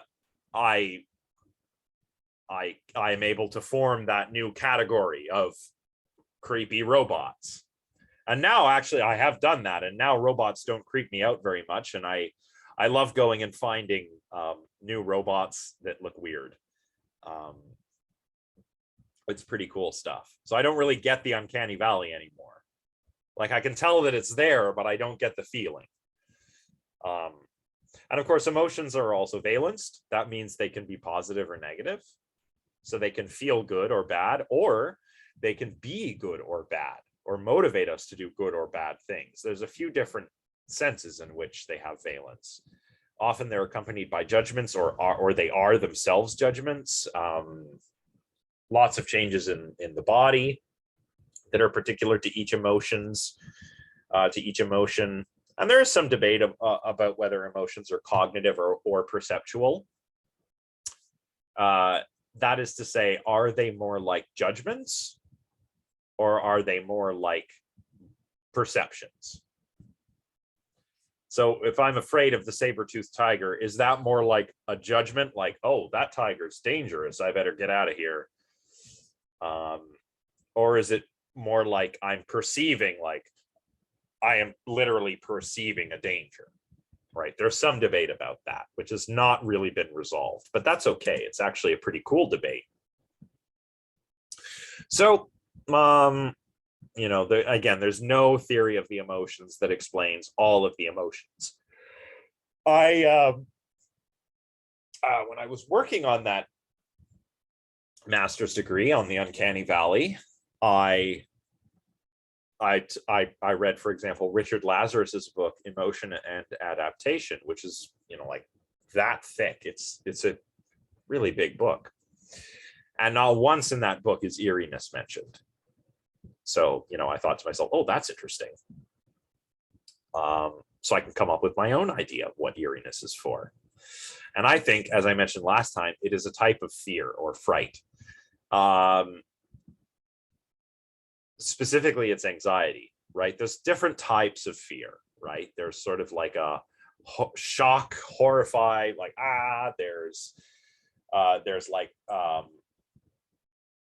there's also anxiety, which is can be an emotion or a mood. Moods tend to last longer than emotions, right? Emotions are episodic. Moods last longer, and moods are also usually lacking in the same kind of intentional content that emotions have. So anxiety as an emotion might be like performance anxiety. I've got to give a big lecture. I'm not sure how this is going to go. So performance anxiety makes sense. But anxiety could also be a mood. Perhaps you have an anxiety disorder and you feel anxious all the time, but you're not really sure why. In that case, the anxiety would be a mood. I think in this case, eeriness is a type of anxiety, an emotion. And it's again, anxiety is about uncertainty. That's what it's about. Either you're uncertain how you're going to go or how things are going to go, or you're just uncertain about why you're feeling the anxiety in the first place. And in this case, I think eeriness is a kind of anxiety that's elicited by this uncertainty. And remember, it's not like a deliberative uncertainty. It's uncertainty that's caused by a sort of clash between beliefs and perceptions. And it has its particular phenomenology because we're dealing with beings which we're uncertain whether they're animate or inanimate, whether they have attributes of mind, like beliefs or desires, whether they may want to harm you. And I think that's what gives eeriness its unique, peculiar phenomenology. But we'll talk about that more in a moment. I'd like to get some more discussion going, but I'm going to step away for just a quick second. I just have to go and get something. In the meantime, feel free to discuss amongst yourselves if you like. So I will be right back.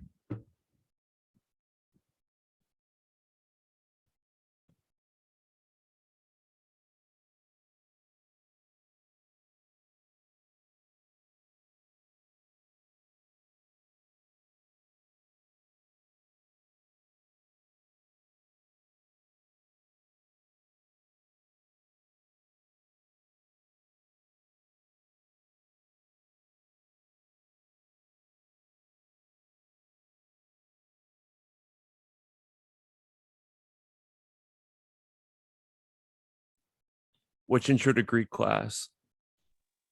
Just the I've first taken- one. Okay, no. Well, I've taken ancient science and ancient Roman science and tech, or ancient Roman and Greek science. No, Oh, no, yeah. like the language one.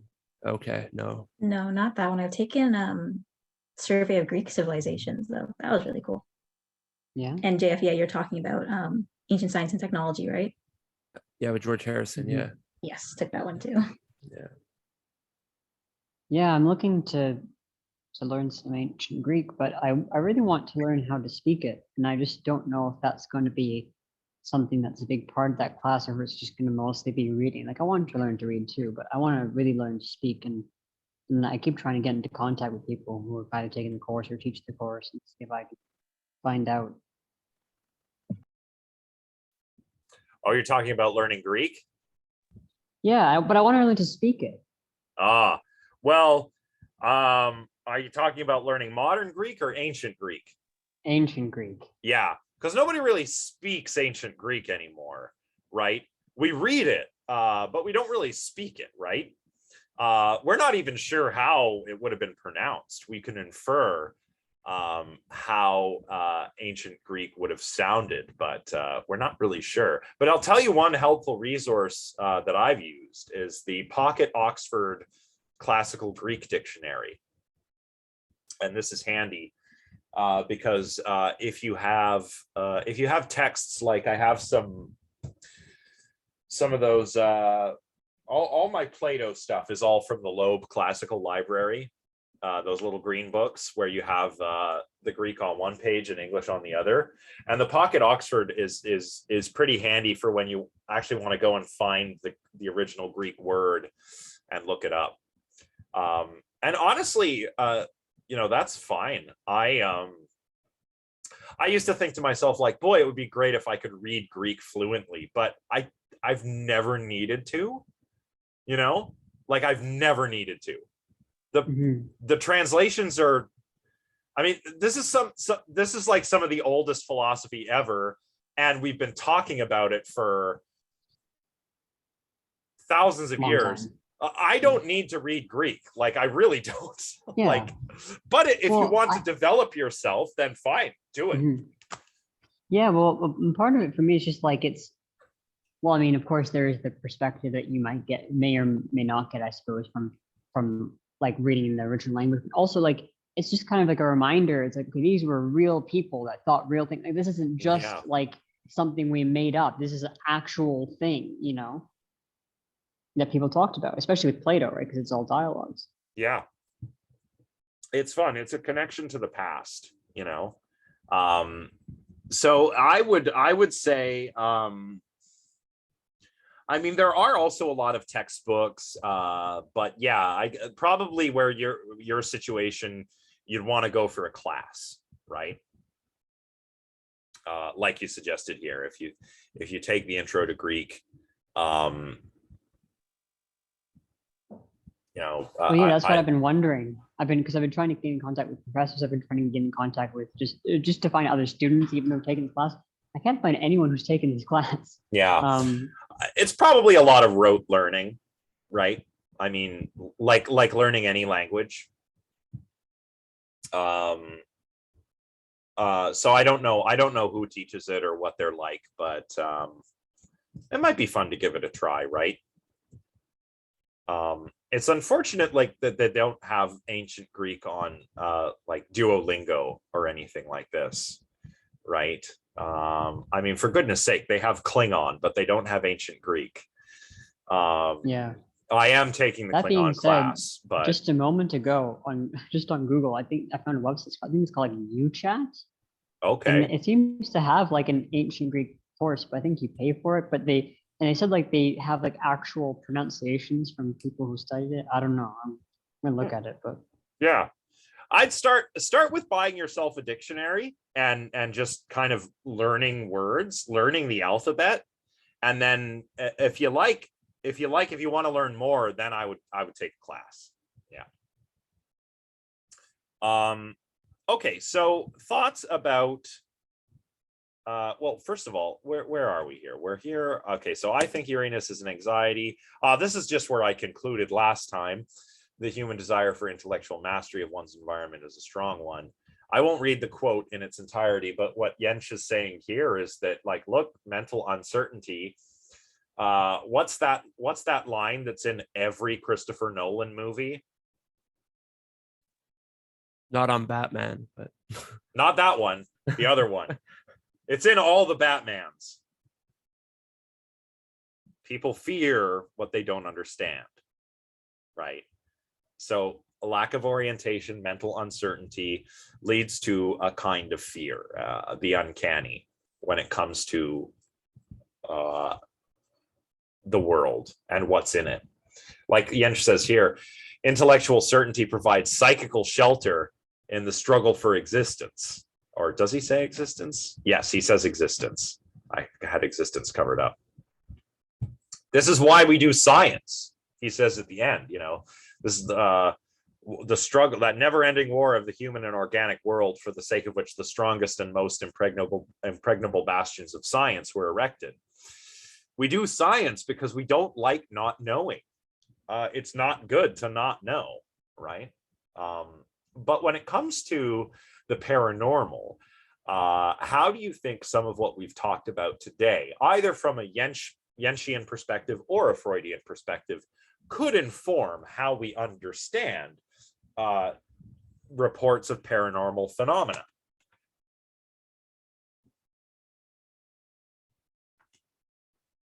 Last time I kind of gave a toy example of a haunted house. So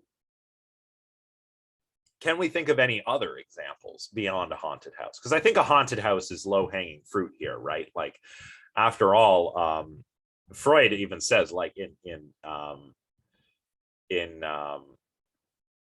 his paper, that in German, a haunted house is an unhomely house. That's literally what it means. Like, it would be like das Unheimlichen Haus or something. Like,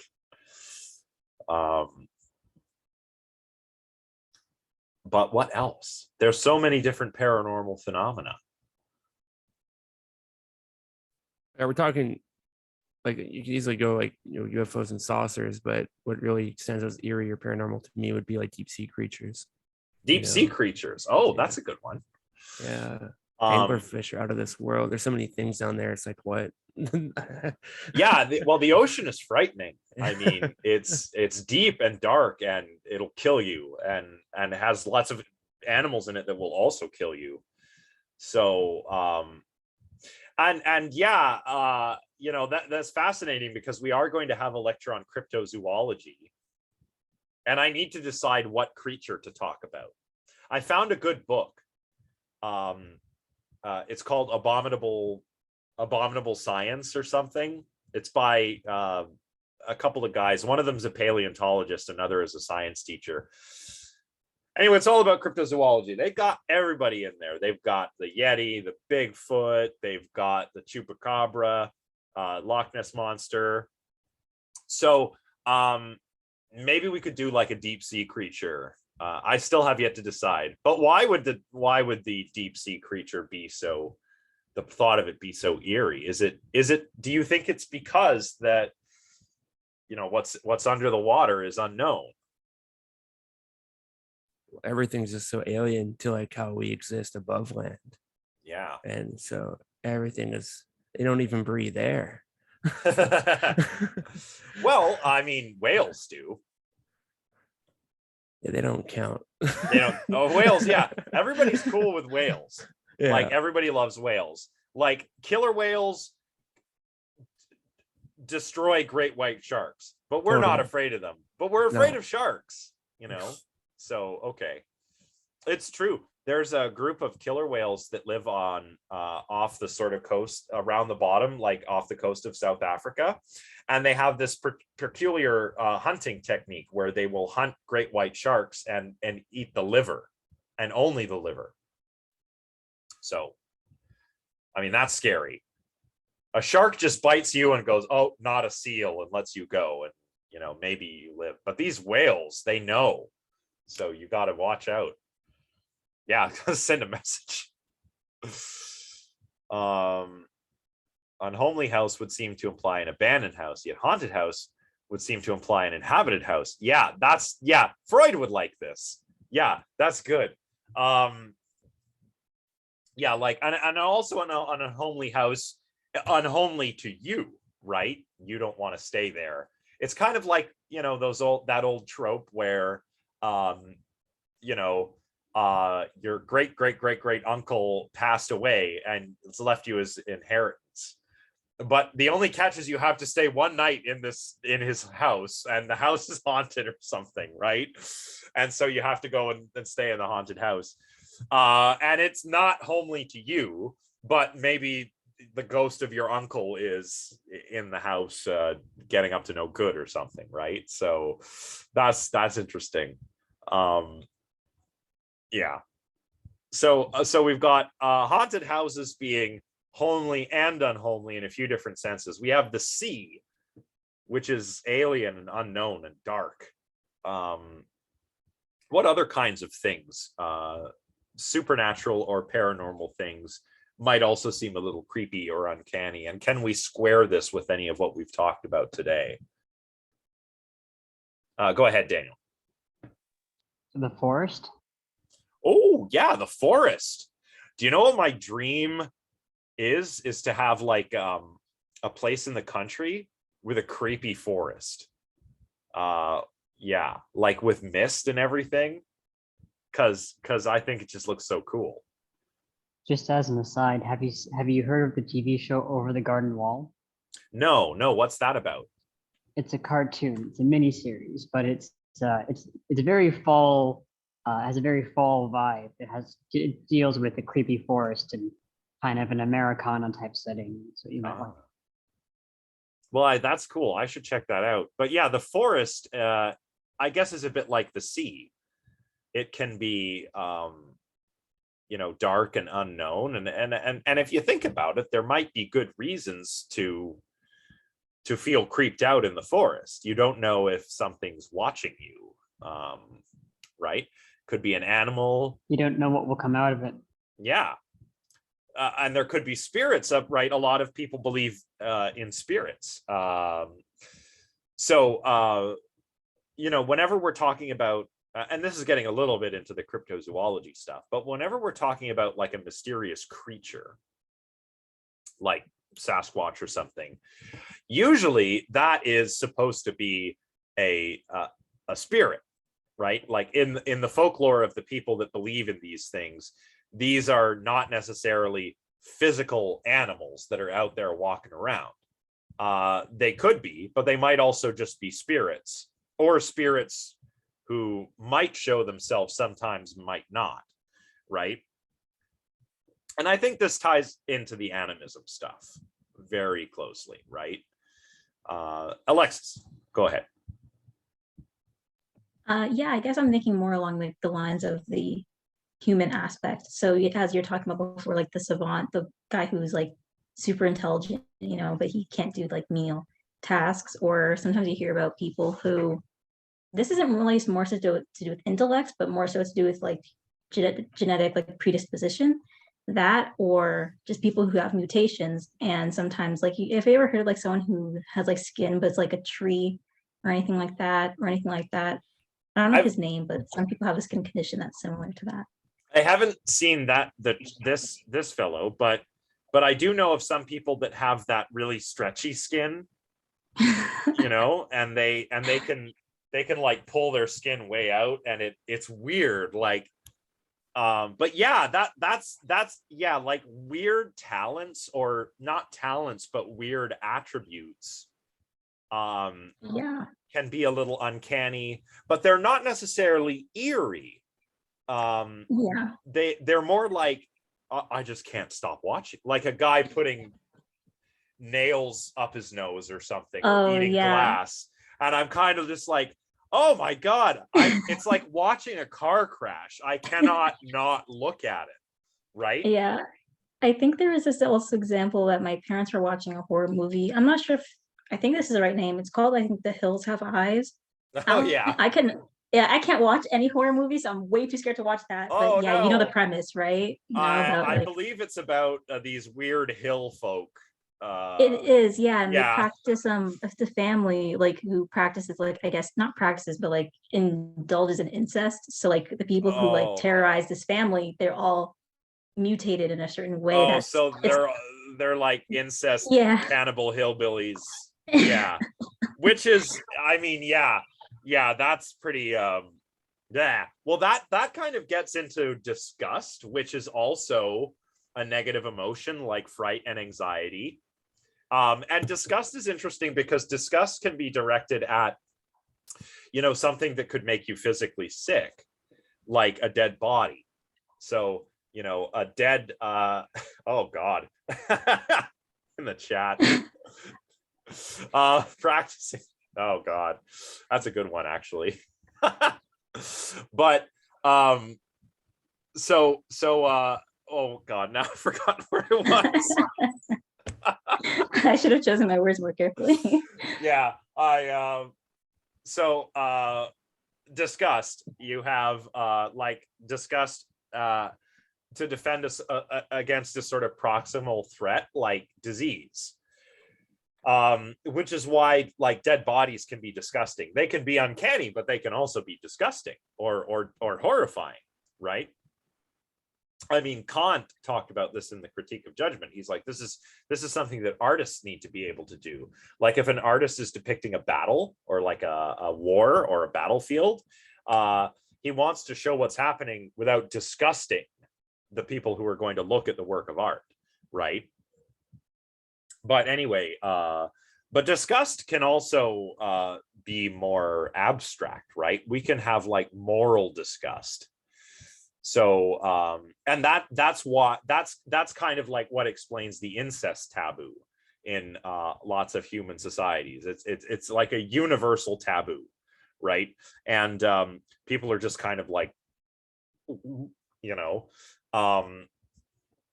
and that's another kind of disgust, but it's like a moral disgust, and it's evolved for good reasons, like because if you have too many of the same copies of genes kicking around, you're going to run into some problems, as evidenced by like, you know, all of the European monarchs, because like all the royal houses of Europe through the Middle Ages, they were all cousins. And yeah, a lot of them ended up with some genetic disorders as a result of that, because if your genetics are not diverse, you're susceptible to all kinds of problems. You know, that's why we shuffle our genes when we reproduce, right? So yeah, that's a good example, and it shows that you know, we're not just dealing with what's eerie here, we're also dealing with what's just downright frightening, what's disgusting. Yeah, dog breeds, that's a great example. Like my partner is disgusted by certain dog breeds, not like repulsed by them, but like angry at the idea that like someone went and made you know, like French bulldogs or pugs or something. Like, you ever see a pug from 100 years ago? They have like a snout where they actually had like an identifiable snout and could breathe, and now like they're like struggle to breathe, you know. So yes. Anything else? I think we're probably, I mean, we're coming pretty close to all I want to discuss. We've gone for about 2 hours here, but does anyone else have any other thoughts about how the uncanny, regardless how we explain it, how it relates to the paranormal or the supernatural?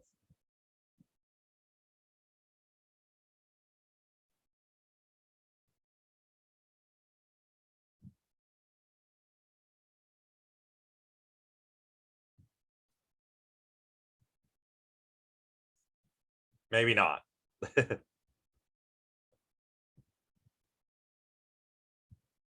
If not, that's okay, because I want you to keep all of this in mind as we proceed, right? Like, because what we've done today is not just, and the previous lecture, remember that the goal was to talk not only about the psychology of the uncanny, how it works,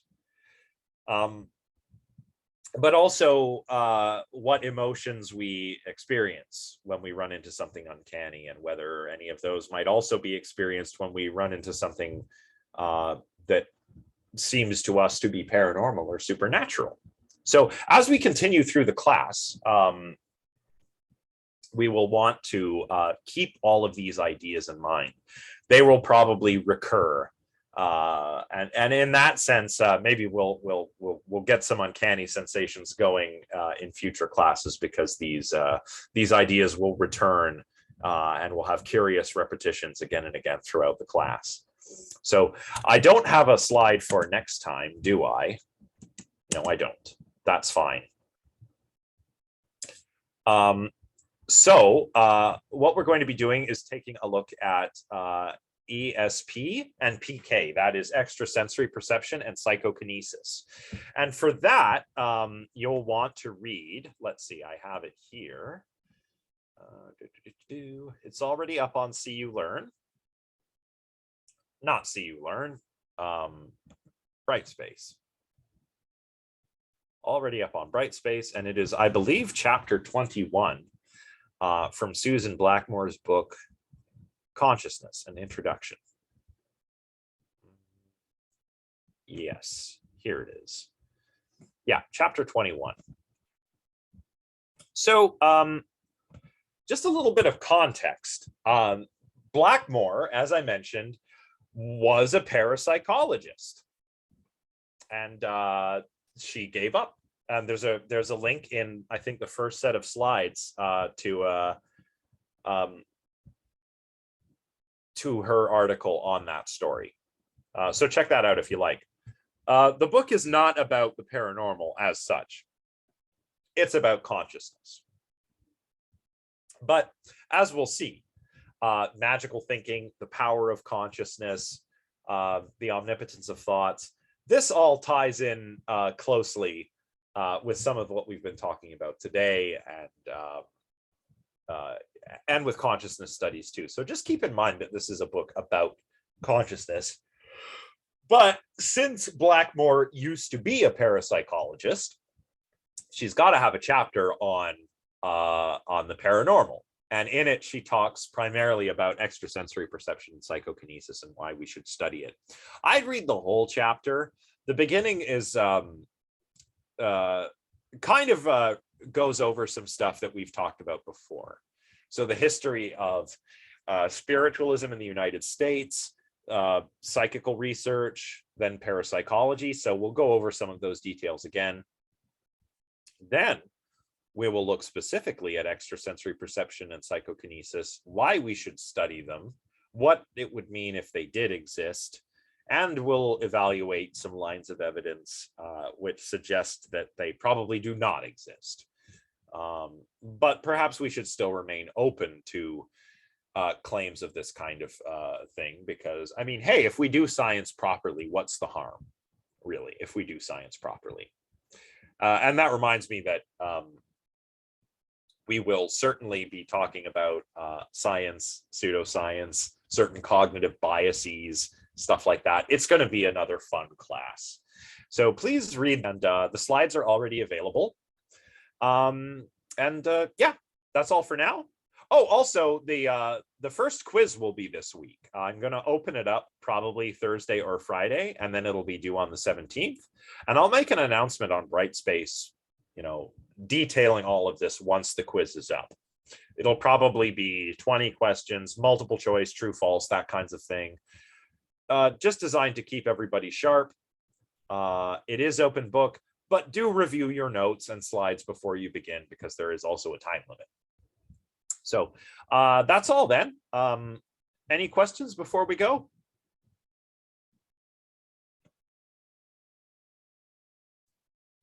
Best way to contact you about for questions. Do you have like discussion forum open on Brightspace, or would you rather we just email you directly? Oh, you can use the Discord server for that. Oh, right. Okay. Yeah. So Okay. just click on that link. I think my link is set to never expire, and then you'll want to hop down to the channel for this class. That's where I post Perfect. quick stuff, answer questions quickly. So yeah. Awesome. Daniel, go ahead. Again, I guess if no one else has any questions, I can't see if anyone else does. Would I be able to poke your mind on Plato a little bit? You probably will want to do like an office hours meeting, unless it's unless it's like a quick question. If it's a quick question, I can talk about Plato now. But if you really want to pick my brain extensively, then I'd recommend we schedule a meeting to do that. Probably a meeting would be better, because I like to ask questions. Okay. Well, if you like, just let me know what times work for you. I know that tomorrow evening I'll be busy. And then Thursday, I could probably meet before class on Thursday or after class on Thursday, perhaps.